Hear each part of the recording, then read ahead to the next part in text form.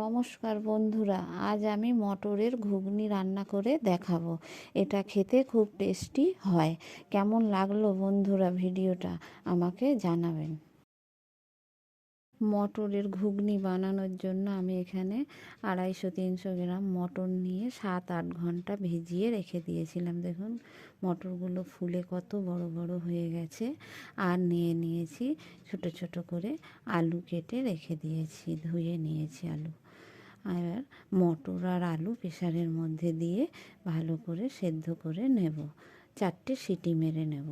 মটরগুলো দিয়ে দিয়েছি, আলু দিয়ে দিলাম, দিয়ে এবার আমি প্রেসার কুকার ঢেকে দেবো। লবণ দিয়ে দিলাম, দিয়ে আমি এবার প্রেসার কুকার ঢেকে 4টে সিটি মেরে সেদ্ধ করে নেব।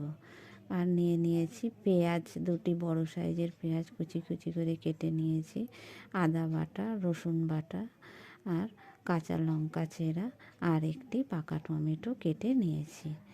4টে সিটি মারার পর দেখুন কত সুন্দরভাবে গলে গেছে মটরগুলো। এবার আমি কড়াইয়ে তেল গরম করতে দিয়ে দিলাম। তেল গরম হয়ে গেছে, ফোড়নে দিয়ে দিলাম 2টি এলাচ আর একটু দারচিনি আর গোটা জিরে আর একটা শুকনো লঙ্কা দিয়ে দিয়েছি। এবার কুচনো পেঁয়াজগুলো দিয়ে দিলাম, দিয়ে খুব ভালো করে নেড়ে চেড়ে পেঁয়াজগুলো ভেজে নিতে হবে।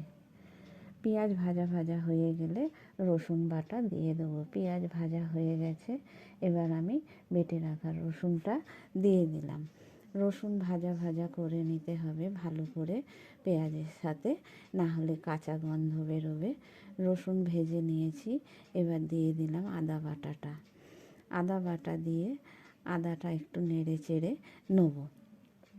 নিয়ে এবার আমি বাকি মশলাগুলো এর সাথে দিয়ে দিতে হবে। এবার আমি মশলাগুলো দিয়ে দিলাম। গুঁড়ো জিরে দিয়ে দিচ্ছি 1 চামচ, এবার দিয়ে দেবো গুঁড়ো ধনে 1 চামচ, আর দিয়ে দেবো গুঁড়ো লঙ্কা 2 চামচ দিয়ে এবার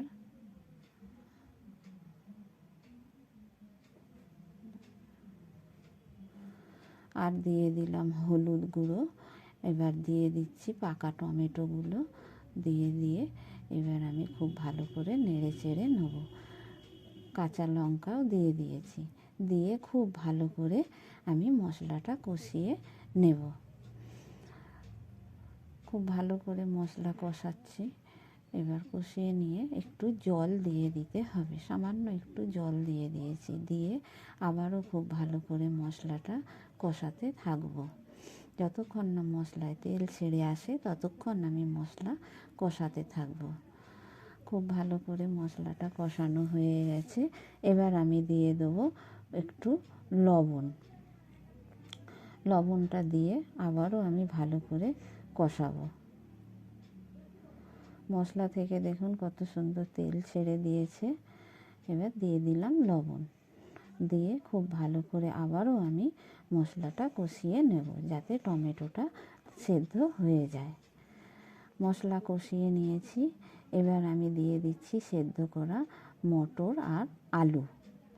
মটর আর আলু দিয়ে দিয়েছি মশলার মধ্যে, দিয়ে খুব ভালো করে আমি আলু আর মটর মশলার সাথে মিশিয়ে নেব। বেশ কিছুক্ষণ খুন্তি করে নেড়ে খুব ভালো করে কষিয়ে নিতে হবে। তারপরে আমি পরিমাণ মতো জল দেব।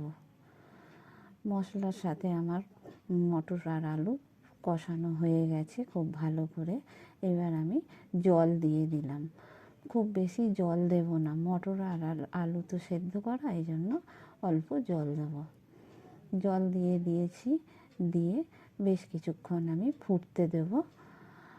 এবার আমি সামান্য একটু লবণ দিয়ে দিলাম, আগে লবণ দেওয়া ছিল বলে একটু লবণ দিয়ে দিয়েছি সামান্য।